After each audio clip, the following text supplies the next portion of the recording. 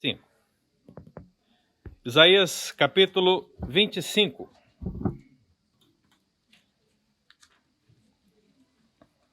Todos encontraram? Muito bem. Então, a primeira parte, irmãos, vamos aí do versículo 1 ao 9, que diz assim: Ó Senhor, Tu és o meu Deus, exultar-te-ei e louvarei o Teu nome, porque tem feito maravilhas e tem executado os Teus conselhos antigos, fiéis e verdadeiros. Porque da cidade fizeste um montão de pedras e da cidade forte uma ruína. A fortaleza dos estranhos já não é cidade e jamais será reedificada. Pelo que povos fortes te glorificarão e a cidade das nações opressoras te temerá. Porque foste a fortaleza do pobre e a fortaleza do necessitado na sua angústia.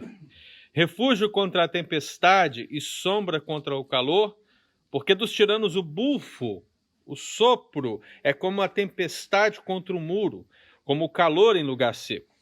Tu abaterás o ímpeto dos estranhos, como se abranda o calor pela sombra da espessa nuvem. Assim, o hino triunfal dos tiranos será aniquilado. O Senhor dos Exércitos dará neste monte a todos os povos um banquete de coisas gordurosas, uma festa com vinhos velhos, pratos gordurosos como tutanos, e vinhos velhos bem clarificados. Destruirá neste monte a coberta que envolve todos os povos e o véu que está posto sobre todas as nações. Tragará a morte para sempre, e assim enxugará o Senhor Deus as lágrimas de todos os rostos e tirará de toda a terra o opróbrio do seu povo, porque o Senhor falou. Naquele dia se dirá: Eis que este é o nosso Deus, em quem esperávamos, e ele nos salvará. Este é o Senhor, a quem aguardávamos. Na sua salvação exultaremos e nos alegraremos. Agora no capítulo 26, irmão, versículo 1 ao 6, Isaías 26, versículo 1 ao 6, que diz assim: Naquele dia se entoará este cântico na terra de Judá. Temos uma cidade forte. Deus lhe põe a salvação por muros e baluartes. Abri vós as portas para que entre a nação justa que guarda a fidelidade. Tu, Senhor, conservarás em perfeita paz aquele cujo propósito é firme, porque ele confia em ti. Confiai no Senhor perpetuamente, porque o Senhor Deus é uma rocha eterna. Porque ele abate os que habitam no alto, na cidade elevada. Abate-a, humilha até a terra e até o pó. O pé a pisará, os pés dos aflitos e os passos dos pobres. Agora, versículo 19 diante. Diz assim: Os vossos mortos e também o meu cadáver viverão e ressuscitarão. Despertai e exultai os que habitais no pó, porque o teu orvalho, ó Deus, será como orvalho de vida, e a terra dará à luz os seus mortos. Vai, pois, povo meu, entra nos teus quartos e fecha as tuas portas sobre ti. Esconde-te só por um momento até que se passe a ira, pois eis que o Senhor sai do seu lugar para castigar a iniquidade dos moradores da terra. A terra descobrirá o sangue que embebedou e já não encobrirá aqueles que foram mortos. Naquele dia, o Senhor castigará com a sua dura espada, grande e forte, o dragão, serpente veloz, e o dragão, serpente sinuosa, e matará um monstro que está no mar. Naquele dia, dirá o Senhor: Cantai a vinha deliciosa. Eu, o Senhor, a vigio, e a cada momento a regarei, para que ninguém lhe faça dano, de noite e de dia, eu cuidarei dela. Versículo 12. Naquele dia em que o Senhor debulhar o seu cereal desde o Eufrates até o ribeiro do Egito, e vós, ó filhos de Israel, sereis escolhidos um a um. Naquele dia se tocará uma grande trombeta, e os que andavam perdidos pela terra da Síria e os que foram desterrados para a terra do Egito tornarão a vir e adorarão ao Senhor no Monte Santo em Jerusalém. Amém. Nossa, é muita informação, né, irmãos? É muita coisa para falar. E isso só porque a gente selecionou. Nós fizemos aqui pequenas leituras desses 3 capítulos. Mas, se você não sabe, no domingo passado o título da nossa lição foi Deus julga e restaura, nós o louvamos. E hoje o título da lição é Deus julga e restaura, nós o louvamos de novo. Ok? Parte 2. A ideia é que essa lição 8 é a continuação da lição 7. Porque, afinal de contas, se você lembra bem, e se meu pointer funcionar, esse novo pointer que foi adquirido na Amazon por $100, caro, né? Tô brincando, não tá funcionando não. Passa para ele, por favor, meu querido. Devolve. Esse está em tempo, né? No dia seguinte. Com certeza. Então, se os irmãos relembram bem, nós estamos numa sessão que é chamada de Apocalipse de Isaías. Não é outro livro da Bíblia, irmão. Na verdade, quando você lê o capítulo 24, 25, 26 e 27, esse capítulo ele é apelidado, né, de Apocalipse de Isaías, porque ele fala dessas coisas concernentes ao fim, ao porvir. Seja o porvir próximo, seja um porvir quase próximo, ou seja um porvir que ainda não veio, que ainda estamos a esperar o Apocalipse que nós conhecemos. Então, nesse sentido, a gente olha para o profeta, a gente tem que perceber que ele olha para o futuro, mas ele olha para o futuro de diversas perspectivas. Então, no caso de Isaías, ele vê o futuro próximo ali da sua nação, Judá, nas pelejas diárias contra o Reino do Norte, por exemplo. Ele vê o futuro na perspectiva do cativeiro babilônico, que ainda vai acontecer. E ele vê o futuro na perspectiva do Messias, que vai chegar. E ele vê o futuro na perspectiva do final de todas as coisas. Ou seja, é difícil você localizar a profecia de Isaías dentro do tempo. É muito difícil você encontrar esse ponto. Mas se você ter a leitura do Novo Testamento, se você ter as palavras de Jesus, se você ter essa ferramenta hermenêutica para interpretar, possivelmente você vai conseguir êxito em entender como esse Apocalipse de Isaías ele é aplicado.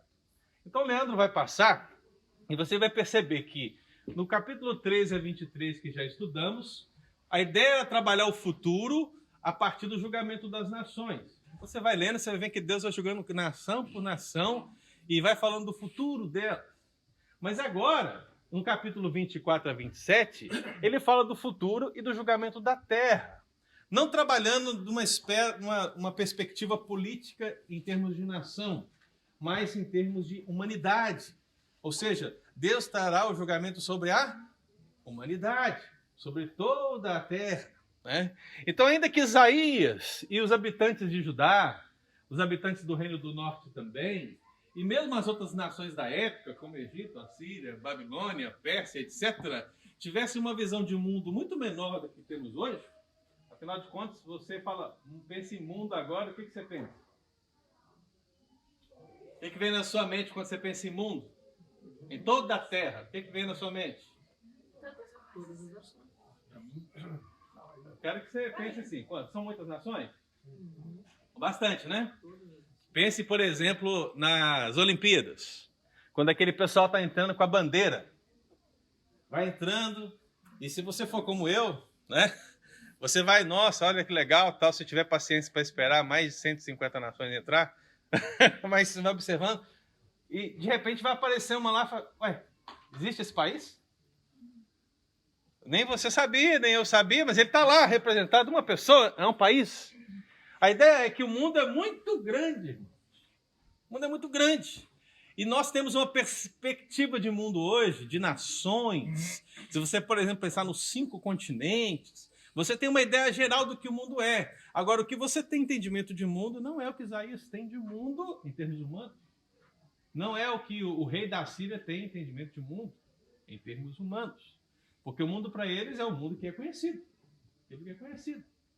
Então, o alcance deles, muitas vezes, é limitado na perspectiva, porque eles falam assim, do rio Eufrates até a Etiópia, bendito seja o nome do Senhor. Aí você fala assim, pô, quer dizer que lá na Austrália o nome do Senhor não é louvado? É isso? Não. É porque na perspectiva dele, humana, o mundo conhecido se estende daqui até lá.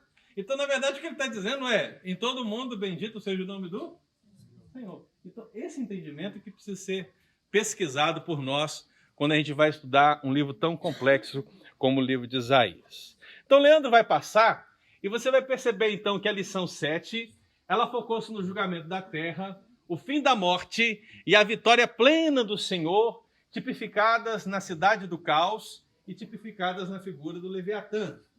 Então eu falei que a cidade do caos, ela pode ser a Babilônia, como o próprio João utiliza em Apocalipse, chamando ela de grande meretriz, a prostituta. Mas ela pode ser o Egito, ela pode ser a Síria, ela foi inclusive uma palavra utilizada para descrever Jerusalém. Porque a expressão cidade do caos, cidade rebelde, cidade elevada e outras mais, a ideia é mostrar um grupo de pessoas em rebeldia contra Deus. Então, dentro da visão profética, essa expressão é utilizada nesse sentido. Então, Isaías ele utiliza muito essa ideia da cidade nesse sentido. E não é diferente quando falamos de Leviatã, quando falamos desse grande animal. Eu vou falar um pouco mais dele hoje, de outros mais, né? Hoje tem monstro aqui, que é uma maravilha. Mas a ideia são figuras proféticas para designar tanto os inimigos humanos ou nações que se levantam contra Deus, como também os inimigos espirituais que estão em franca rebeldia contra Deus e também levando o povo a se afastar da presença do Senhor. Então, quando o Leandro passa esse slide, você percebe que o autor da lição ele vai trabalhar duas perspectivas básicas nesses 3 capítulos.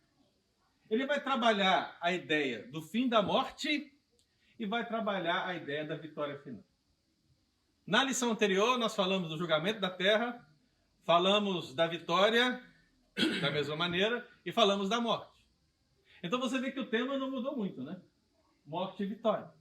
Mas mais informações são oferecidas para nós nesses 2 capítulos. E eu deixei essa frase aí para os irmãos pensarem um pouco nela. Temos mais certeza do que nos levantaremos de nosso túmulo do que do nosso leito. Já pensou nisso? Qual é a grande esperança do cristão a partir da ressurreição de Cristo?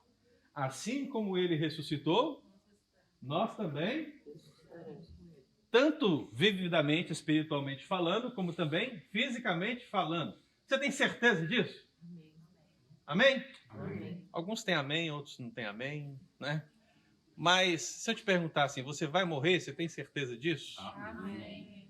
Hã? A esperança é que eles voltar antes. Né? Tem uma esperança também, né? Ou seja, não é 100%, né? Pode ser que ele volte, né? Pelo menos você foi do contra aqui. Você vê que o pessoal tinha mais amém aqui que ia se levantar do leito do que ele.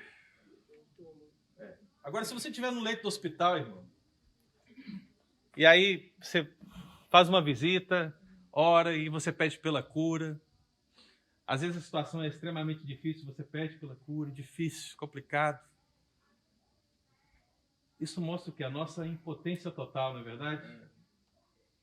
Você não pode salvar aquela pessoa. Você pode estender sua mão e orar e fazer e acontecer. Você pode passar o óleo. Não pode. É contra as políticas do hospital. Né? Não é nem questão de heresia, é contra as políticas do hospital mesmo, né? Só pode girar no manso. Mas assim, irmão, a gente ora e clama. Mas se for o dia da pessoa partir e estar com Deus, ela estará. Então, é certo de que o homem, ele, nas condições naturais, ele vai morrer. Agora, a nossa certeza maior, meu querido, é que nós levantaremos do nosso túmulo no final. E isso não foi algo que foi dito apenas por Jesus. Isso é algo que é dito em toda a Escritura, principalmente aqui em Isaías, como a gente pode ver. Então, o nosso irmão Leandro, ele passa o slide, e a gente percebe que esse capítulo 25, ele é dividido em 2 perspectivas. A primeira delas é uma oração de louvor. O pessoal do louvor aí, preste bastante atenção nisso. O Kisney, que deveria estar aqui agora, não está, né? O pastor Pedro falaria isso com certeza, né? E eu já falei também. Mas assim, uma oração de louvor, porque se você lembrar do título da lição, é que Deus restaura e julga. E nós? Louvamos. Ou seja, enquanto Deus está fazendo o seu movimento de juízo e de restauração de todas as coisas, o povo de Deus, ele louva, ele exalta. Ou seja, quando você vê Deus fazendo a sua obra, mesmo a obra de juízo, a igreja louva, a igreja exalta o Senhor. O povo de Deus exalta aquele que o que está lá no fundo, está ouvindo? Exalta aquele que é digno.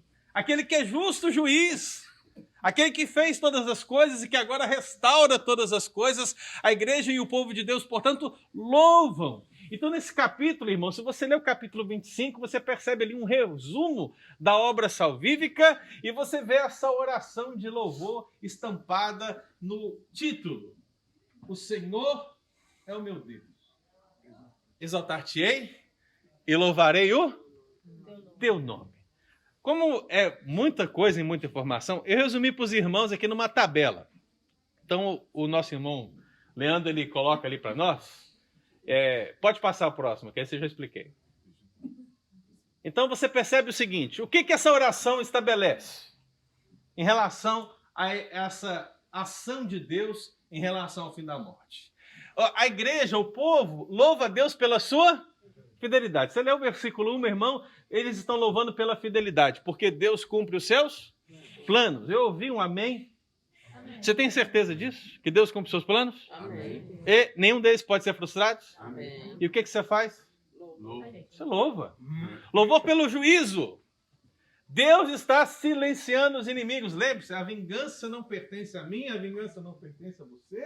A vingança pertence a quem? Ao Senhor. Então a igreja, vamos pensar agora, voltar ao contexto de Isaías e pensar no povo de Judá, pensar principalmente no remanescente que foi humilhado, foi saqueado, foi roubado, foi muitas vezes morto. O povo de Judá estava, portanto, numa situação terrível. E aí alguém talvez se levantasse, onde está Deus, né? E aí eu estou pensando no remanescente, estou pensando no crente, né? Quando você passa por muita dificuldade, irmão, você passa assim por tribulações, por humilhações. O imigrante passa por muita humilhação, não é verdade? Você passa por humilhações terríveis. Aí você se pergunta, Deus, o que eu estou fazendo aqui? Onde está o Senhor no meio de tudo isso? Vê, age, faça alguma coisa. Olha, Deus fará, irmão. Deus fará.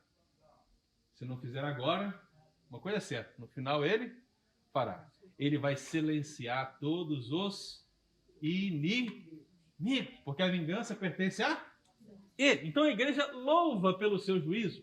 A igreja louva pelo testemunho, porque à medida que Deus vai executando todas essas coisas, ele vai sendo temido pelas as nações. Aí eu vejo, meu querido irmão, a figura de que todo olho verá, né? Você talvez não se curvou agora diante do Senhor Jesus, mas no final todo joelho se dobrará, todo olho verá a glória do Filho do Homem. Então, nessa hora, o testemunho, meu irmão, estará presente sobre todas as nações. E, meu irmão, não tem nada a ver com a internet, não, viu? Pelo amor de Deus. O pessoal fica se perguntando, né, às vezes, querendo limitar um pouco a esfera de Deus, né? Assim, como é que Jesus vai voltar e todo olho verá, né? Uhum. Aí fala que é pela internet. A internet é uma bênção. Vai fazer uma live. Caramba. Gente, Deus sabe todas as coisas. Ele deixou que a internet surgisse agora para esse propósito. Oi, meus queridos, eu estou aqui. Meu Deus, irmãos, eu fico pensando assim, por isso que crente que não paga a conta vai para o inferno. Porque se ele não pagar a conta da internet, ele não vê Jesus voltando e fica, né? Vamos piorar ainda e fica. Por aí, né? Não, irmãos, você não verá Jesus numa live do Instagram dizendo estou voltando. Você não vai ver isso, né? É Deus milagrosamente, soberanamente, poderosamente se aparecendo sobre todos os olhares, à vista de todos, como um raio. Esse é o milagre de Deus. Só Deus pode fazer isso. Então Deus vai ser temido das nações. Isaías já está dizendo. Deus é louvado pelo povo por causa do seu suporte. Deus é amparo na angústia, irmão. Então, olha assim, aquele povo de Judá estava passando por situações terríveis, sendo humilhado pelos seus inimigos, mas ele não estava desamparado, ele não estava sozinho, ele tinha a presença de Deus ao seu lado, e o cântico expressa isso, Deus é suporte. O autor da lição, ele parou aí, né? No versículo 5, mas eu coloquei o 6 ainda, porque eu acho que o 6 ele remenda ainda mais essa questão do louvor, porque ele fala da esperança. É bem aqui que ele faz essa divisão da oração de louvor com um banquete glorioso. Então a ideia da esperança é o banquete. Deus celebra com os remidos. Coisa boa. Eu fico pensando nas mulheres aqui da igreja, quando elas têm a reunião delas no sábado, né? Elas vêm aqui, elas oram de manhã, maravilha, elas vêm, ouvem a palavra, mas tem um momento especial, né? Que é o momento do banquete. O momento do banquete que vem depois. Aí elas podem sentar, podem comer, podem quebrar dieta, né? E podem aqui... Gente, banquete é bom, não é? Reunir a turma da mesa é bom? Ou não é? Eu devia ter usado a figura do churrasco, né? Churrasco seria melhor. Anotado, anotado. Então, mais ou menos isso. A figura do churrasco, irmãos, ali, você reunido. Olha, vem aqui da minha casa que nós vamos aqui conversar sobre algum assunto. Talvez não chame atenção, mas vem aqui, vamos comer um churrasco. Aí aparece até mais cedo e vem, e é uma maravilha, porque crente é assim, irmão. Crente gosta de comer, gosta de beber e de celebrar. E é bom que seja assim, porque será também depois. Ouviu um amém? Amém. Amém. Ou você acha que você vai estar lá na nuvenzinha, Tocando ar. de véu e grinalda, Oi. com uma aureolinha amarela sobre a sua cabeça? Ou é assim? Não, irmão. É um banquete! Banquete! O banquete no monte do Senhor. Então, na oração é especificada a esperança nesse banquete. E talvez para você a figura do banquete não tenha tanto peso. Agora eu quero que você volte aqui comigo e pense o seguinte. Você na sua casa tomou café hoje, né? Senão não tem problema, sem exceção. Talvez você tomou café aqui na igreja. Você vai sair daqui, você vai almoçar com certeza, meu querido. Você vai em algum lugar aqui, você vai comer do bom e do melhor. Você vai chegar na sua casa, tem comida lá na sua armário, na sua geladeira. Você vai comer, que bênção, glória a Deus, louvado seja o nome do Senhor. Talvez a figura do banquete para você não tenha tanto peso. Agora pense em Judá. O povo está passando fome. Sem suprimentos. Humilhado. No meio de guerra. E o que Deus está falando para ele é o seguinte, olhem para o futuro. Porque o que espera vocês lá é um banquete. Então, para esses que não têm nada, um banquete era tudo. Então Deus está aqui querendo dizer, eu vou dar para vocês aquilo que vocês não têm. Que vocês não podem imaginar. É um banquete no monte do Senhor. A figura monte do Senhor é onde está Jerusalém, no sentido geográfico, mas ela é utilizada também no sentido profético para designar aquela Jerusalém espiritual, o povo de Deus, de todas as nações. Então, meu querido, você vai comer do bom e do melhor com Deus. O que isso quer dizer? Não sei. Mas é isso que a Bíblia diz. Amém? Então, veja que o reino ele vai alcançar essas pessoas de todas as nações, povos, tribos e línguas e vai reuni-las para um banquete. Irmão, é o fim da morte e é o início da eternidade ao lado do Senhor. Glória a Deus. Amém, queridos? Então, nosso irmão Leandro, ele passa e a Bíblia fala desse véu que é removido, né? E algumas pessoas vão falar do véu pensando em Paulo. Eu não sei se você lembra do texto de Paulo que fala que todas as nações do mundo elas estão obscurecidas, falta-lhes a luz. Há como que um véu espiritual sobre elas, de maneira que elas não conseguem entender e perceber a luz do Evangelho. E quem é que está dirigindo esse processo? É uma pessoa muito conhecida nossa, às vezes até íntima demais, chamada Satanás, Belzebu, né? O diabão, o capitão. Às vezes a gente dá umas brechas para ele, complicado, né? Então é ele que controla esse processo. Então algumas pessoas querem aplicar a ideia do véu que Isaías fala aqui a todas as nações, pensando em Paulo. E ainda que seja verdade, principalmente no contexto de Paulo, a ideia aqui é uma ideia mais profunda. Porque o véu, meu querido irmão, ele é utilizado não no sentido de casamento, por exemplo, né? Não. O véu é utilizado no sentido de luto. Então, nesse contexto de Isaías, a palavra véu ela está no contexto de luto, de perda, no contexto de derrota, no contexto de tristeza, porque estamos pensando em Judá nesse contexto. E o que Deus está dizendo é, eu vou remover o véu. O que é remover um véu negro da sua fonte na ideia judaica? É dizer, eu vos tirarei do luto. Eu vos tirarei da tristeza. Eu vos tirarei do meio desse contexto. e levarei vocês para um lugar de alegria perene. Amém? Nada de amém, né? Você quer ficar no luto ainda? Quem quer ficar no luto aí, hein? Tem gente que quer ficar no luto, mas eu prefiro um banquete repleto de comidas gordurosas, nem tanto, mas vinhos seletos, né? Como diz o texto. A ideia aqui, irmãos, nessas figuras de linguagem, trabalhando a ideia do banquete com esses vinhos velhos e com essa comida gordurosa, a ideia é trazer à mente da pessoa que está lendo essa profecia, que está recebendo essa profecia, que Deus vai substituir a dor por alegria, a tristeza por alegria, a perda por alegria. Tudo vai mudar naquele dia. Você lembra que ele citou essa palavra várias vezes aqui? Naquele dia, naquele dia, naquele dia. Então, naquele dia será o fim da morte. Amém, irmãos? Amém. Aplicação. Aplicação para o nosso coração. Como é que eu coloco isso para a minha vida, pastor? Leiamos comigo, juntos, vamos lá? Nossos inimigos e tribulações podem nos afetar até as portas da morte, mas não podem continuar depois dali. Seremos consolados e celebraremos a vitória do Cordeiro juntos. Amém. É isso. Então, se você pensar em tudo que foi dito aqui nesse capítulo 25, é isso. Os nossos inimigos e tribulações podem até nos afetar. Podemos, inclusive, morrer. Mas depois dali, o que podem fazer? O que podem fazer, irmão? Nada. Mas Deus fará tudo por você. E nós sabemos por que ele fará, né? Por causa de Cristo Jesus. Amém. Então, a segunda parte da lição está aí no capítulo 26 e 27.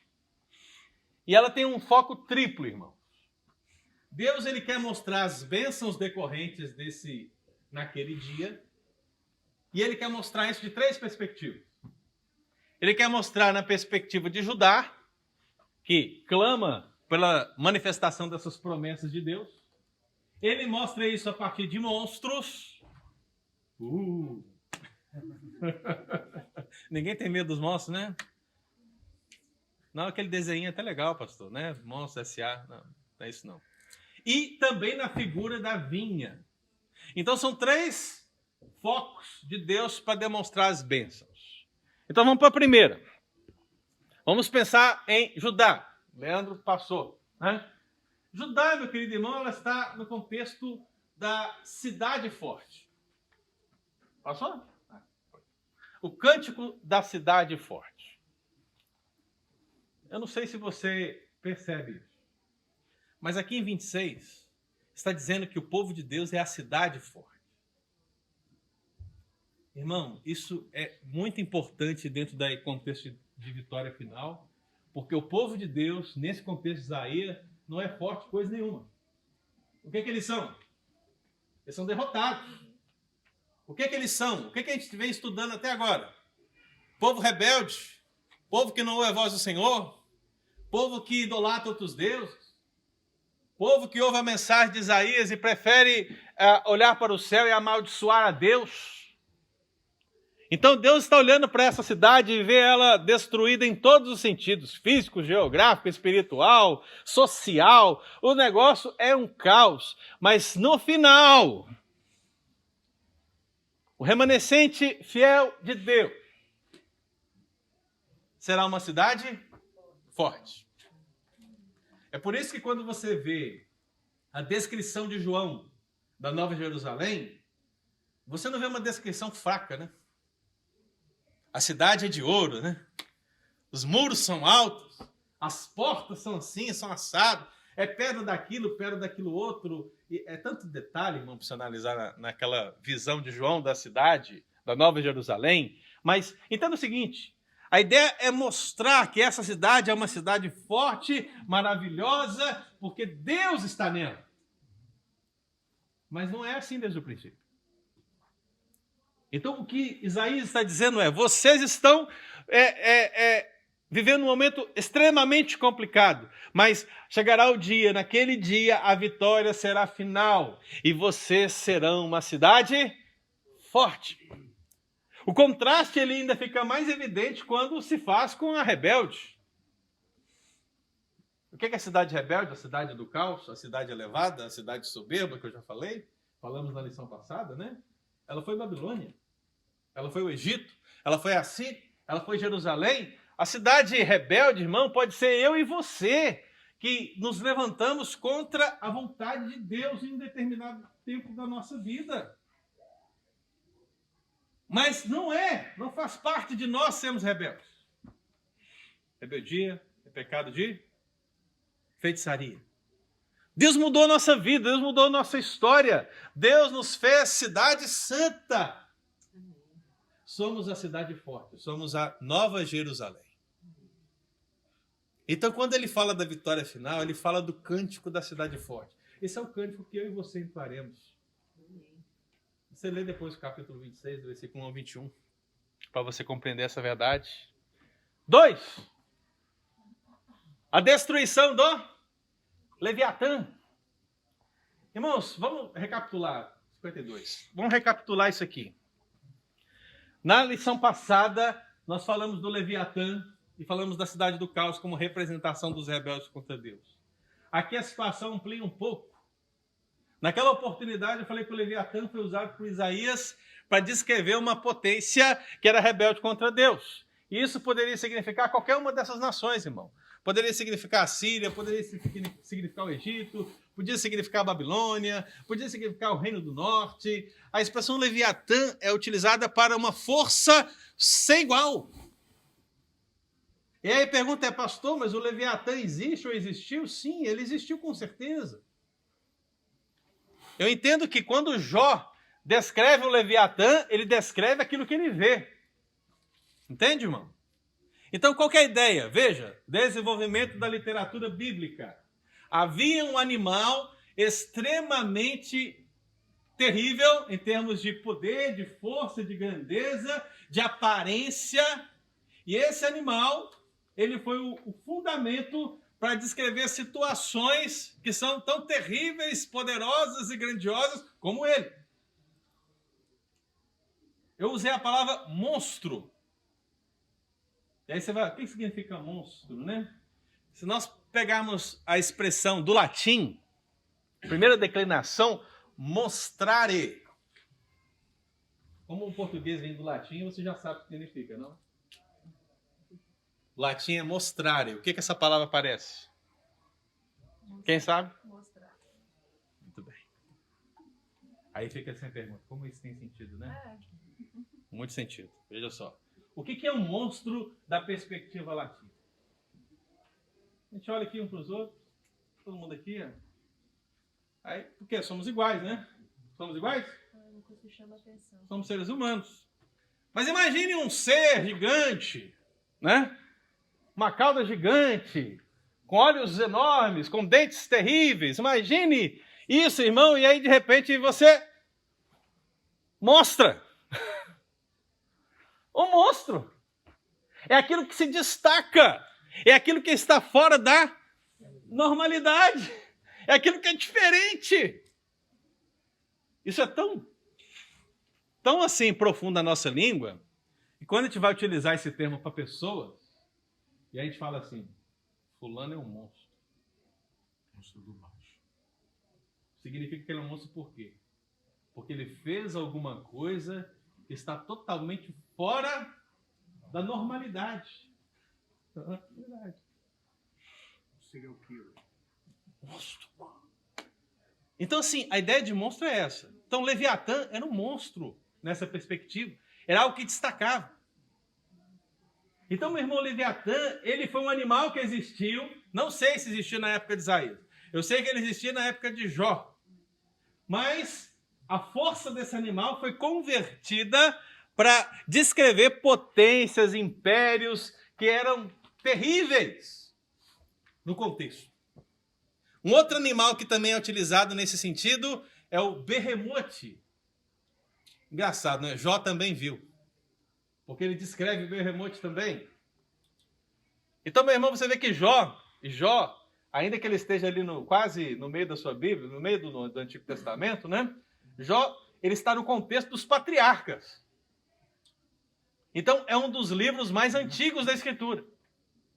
Então, Jó vê animais que Isaías possivelmente não viu, é perfeitamente cronológico. Perfeitamente normal. Então, Jó ele vê o berremote é a mesma coisa, irmão. É algo terrível, é algo grandioso, é um monstro. E Deus fala que ele criou os dois. Criou os dois animais. São obras da criação de Deus. Então, a figura desses animais é utilizada para descrever as potências e impérios mundiais no contexto de Isaías. Aí fica ainda mais interessante. Passa aí para mim, Leandro. Porque Isaías, ele dá nome, ele usa o termo Leviatã para descrever mais de uma pessoa, né? Jó descreve apenas um Leviatã, apenas um berremote, não sei quantos foram. Mas você vê que a profecia, ela tem essa liberdade poética no momento que Isaías utiliza a mesma palavra para descrever outras nações. Então você vê que ele fala do dragão e do dragão. Porque o monstro que está no mar é uma outra palavra para dragão. Então você vê Leviatã e dragão marinho. E aí a expressão dragão marinho é diferente, né? Que é o Taniim, não é o Leviatã e não é também o berremote, mas é o Taniim. Mas é a mesma coisa, significa dragão. Então você tem 3 dragões aqui. 3 dragões. Aí eu te pergunto, irmão, quem que é o dragão no Apocalipse? Quem que é o dragão no Apocalipse? O diabo? O diabo.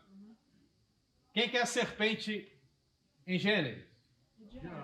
O diabo. Muito bem. Quem que é o dragão e dragão em Isaías? As potências? As potências. A Bíblia diz que são as potências. Se você pegar, por exemplo, a expressão dragão marinho, monstro que está no mar, ela é utilizada por Ezequiel para falar do Egito. Mas a palavra Leviatã, ela é utilizada tanto para descrever a Síria como a Babilônia. Ou você acredita que Isaías está utilizando a metáfora, ou você vai olhar para Isaías e falar, define, meu filho, quem é quem aí? Só tem um Leviatã. Hã? Não. É uma expressão para designar aquela e aquela nação que eram os principais poderes da época. Então não é chamar o Brasil de Leviatã. O Brasil está mais para jacaré. Lagartixa. Pastor, é engraçado que no hebraico, dragão é Leviatã. É a mesma palavra Leviatã. Porque Leviatã é traduzido por dragão. Agora, o dragão marinho é traduzido por crocodilo. E aí que tem um problema, irmão. Aí eu quero que você pense comigo aqui agora. A sua Bíblia vai dizer que o berremote é o hipopótamo e vai dizer que o Leviatã é o crocodilo. Você fala tradução? É. A minha fala dragão e monstro. Foi uma boa tradução. Mas se a sua Bíblia disse o que eu acabei de dizer, tenha cuidado. Eu não consigo ver o pavor, o terror e o poder na baleia e no hipopótamo. Desculpa aí, mas é outra coisa. Diga. Fala rápido, fala rápido. A comparação que você fez aí entre a serpente e o mundo, qual seria atual, a Bíblia fala assim que o mundo jaz do maligno. Então, o mundo e o está no maligno. Então, os dois são praticamente se assemelham. Não entendi, porque eu não falei sobre o mundo, não. Falei sobre o dragão e a serpente. Sim, mas você falou que Leviatã é comparado com as nações Sim. e comparado com Satanás. Não. Eu disse que o dragão de Apocalipse é Satanás. E a serpente de Gênesis é Satanás. Mas o Leviatã de Isaías não é Satanás.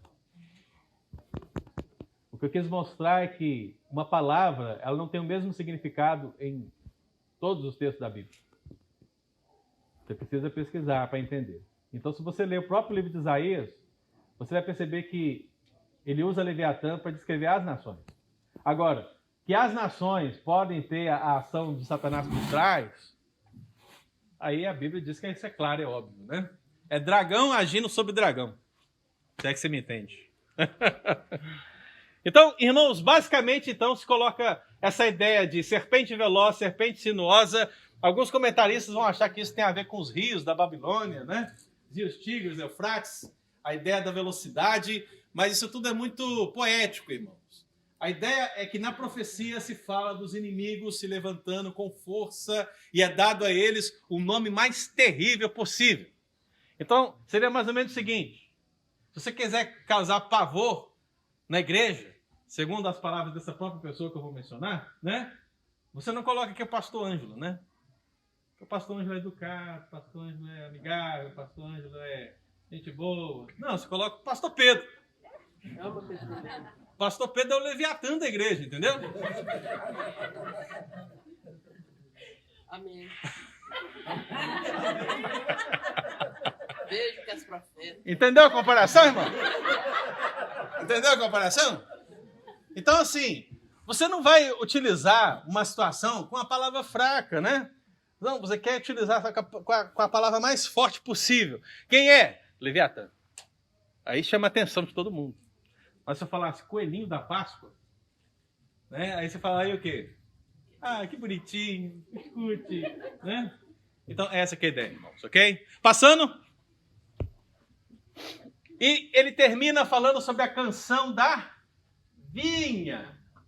Então, meu irmão, depois de Deus mostrar esse juízo sobre esses monstros, o profeta ele vai usar essa alegoria da vinha para demarcar a restauração de Israel e Sião. Eu não sei se você se lembra, mas pode passar o próximo, Leandro? Eu não sei se você se lembra, mas numa das nossas primeiras lições, nós falamos que Deus chamou Israel, principalmente Judá, da vinha má. Lembra? Deus disse, vocês são a vinha, eu cultivei, eu plantei, eu tratei, e vocês me abandonaram. Não é isso? Mas naquele dia, lembra da expressão? Naquele dia não será assim. Vocês não serão mais a vinha má. Vocês serão a vinha deliciosa. Que palavra, hein? Palavra poderosa, vinha deliciosa. Ou seja, nós não seremos um povo, não seremos mais um povo rebelde a Deus, mas seremos um povo que dará prazer a Deus. E, meu irmão, graças a Deus por Jesus Cristo, que transforma leviatãs como nós nessa vinha deliciosa. Amém? Amém. Graças a Deus. Então, isso é a vitória final, irmão. É a palavra de Deus se propagando nas nações, mudando as vidas e convertendo a vinha má na vinha deliciosa. Pode passar, Leandrão? Então, eu relembro aqui com os irmãos essa aplicação. Vamos ler? Não importa. A força ou o caráter assustador de nossos inimigos. A vitória final pertence ao Senhor soberano, Criador do céu e da terra. Uma brisa do paraíso extinguirá todos os ventos adversos da terra. Amém? Arthur W. Pink. Rapaz, Arthur W. Pink. Pode parecer terrível. Sabe, eu não consigo imaginar qual a visão de Jó ao ver aqueles animais. Mas vamos fazer aqui uma alegoria, né? Já que está todo mundo fazendo alegoria, vamos fazer uma também. Leia Jó. Leia o capítulo 41, por exemplo, e veja a descrição desse terrível animal. Aí você pensa, nossa, se você fizer a leitura, você vai pensar, nossa, que animal é esse? Que animal terrível é esse? Grandioso, né? Aí você transporta essas qualificações para as suas próprias lutas, suas próprias tribulações, e as coloque assim, nesse nível terrível. Lembre-se de uma coisa, não importa a robustez, a força ou o caráter assustador daquilo que você pode passar. No final, a vitória é de quem? É do Senhor. É Ele que trará a vitória. E aqueles quem Ele amou serão vitoriosos com Ele. Amém, querido? Então essas são as duas aplicações que temos aqui para os amados irmãos.